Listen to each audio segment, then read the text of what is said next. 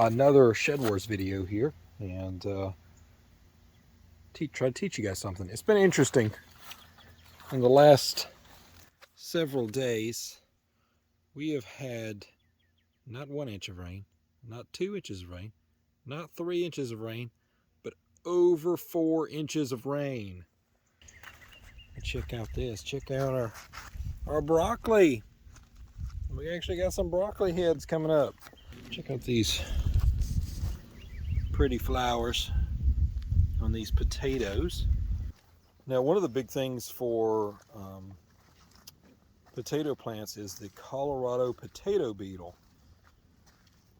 And we learned last year that the Colorado potato beetle has a twin. And the twin is a fake potato beetle, honestly, essentially. The fake ones they'll eat the leaves a little bit, but they won't decimate it. They won't it seems like they won't decimate, but you got to keep an eye out just for little holes and stuff in the leaves and see if you see anything. These actually look pretty good. I'm not really seeing too much damage on these guys at all. They actually look honestly perfect.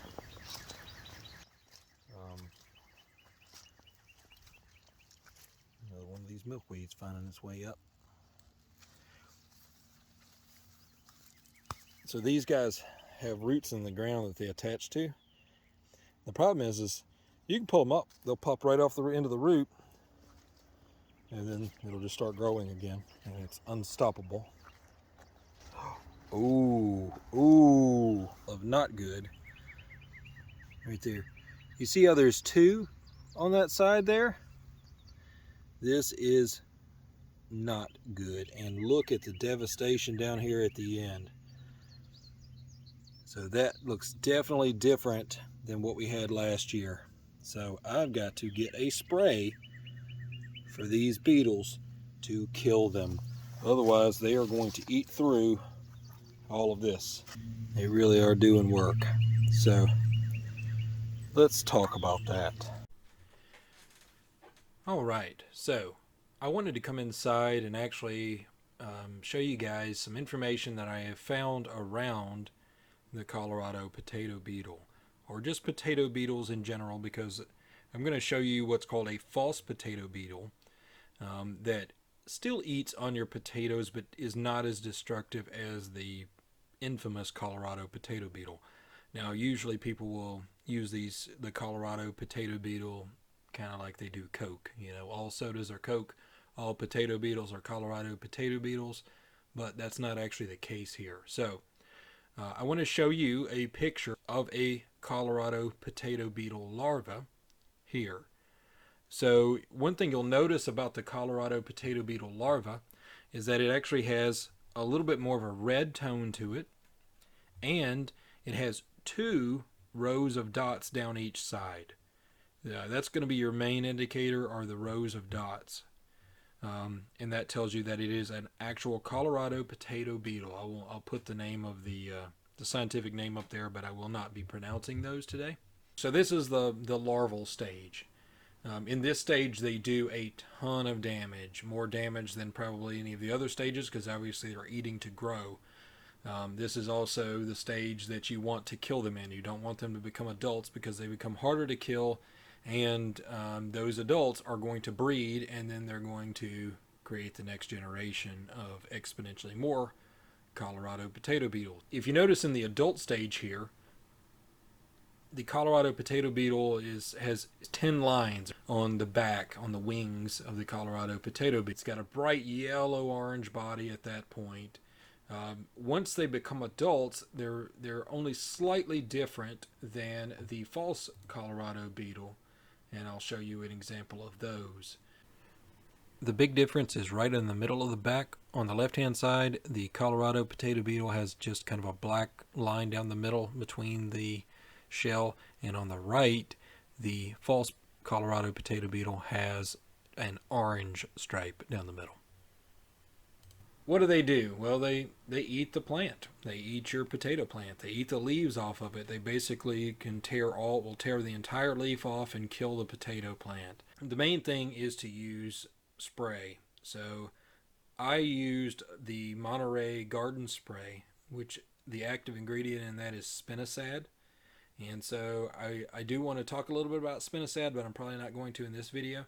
But I wanted to say, it's an organic spray, so it's not, dangerous any more than anything else is dangerous.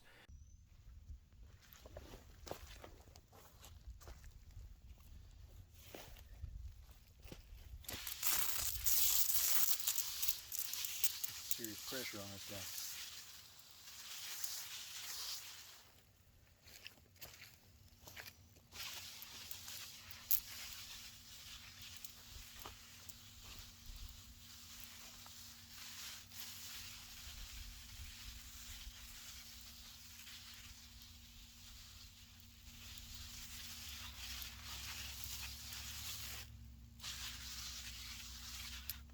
Now, I wouldn't normally soak these too bad with this, I would say, but considering the infestation here, I want to make sure I get every part of it.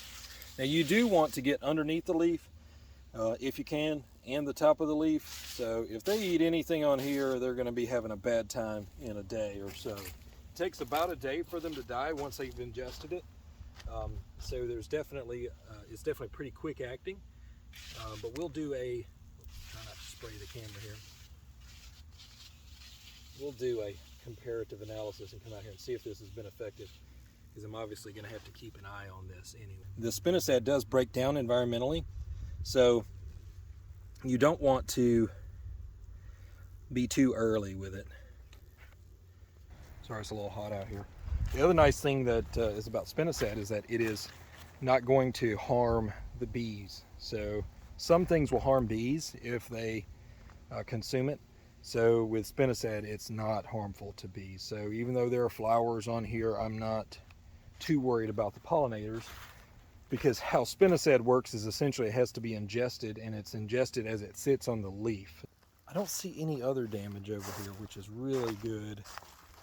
Like I said, I'm going to give this just a good general spraying all across here, this whole entire plot, just to make sure that none pop up from anywhere else. But it seems to be that they've at least chose this first plant, first row down here, right at the end to latch on to. So we'll see if we can get these guys killed so that this plant can recover, which it will do. It's going to be fine. Definitely a problem, but one we will be solving, you little buggers. These are my potatoes. I planted them.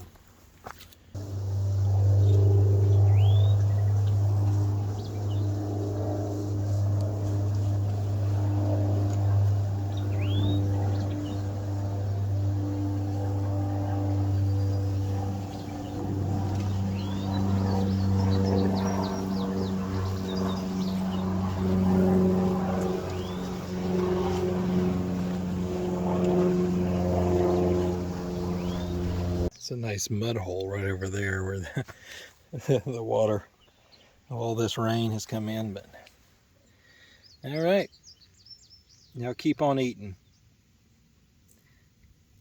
These little potato beetles.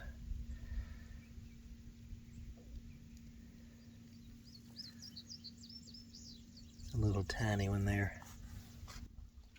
But that shouldn't take too long to kill them, and it actually prevents a lot of things that will actually eat on these plants. I actually should spray my cabbage and stuff with spinosad as well, which I think I'll go run down there and do. But it's really good for anything that's going to kind of eat the leaves for the most part. It's similar to BT as well. So yeah, definitely want to appreciate you guys for stopping by, and sorry it's been so long. We're trying to get another video out this month to make sure we get our 2, because we've been just kind of hunkered down and busy. But our garden's growing well, as you can see, and we're we are excited about the rest of the year here. Now is the time where the bugs start coming out. So once you think you're done with planting and you're like, oh, I finally get a break, oh, I can finally do something. Now, immediately after that, that's when the bugs come out. So you got to come out and make sure that you get your bug damage down, and keep your weeds down and all that stuff. So this gardening thing's tough. It's a full-time job.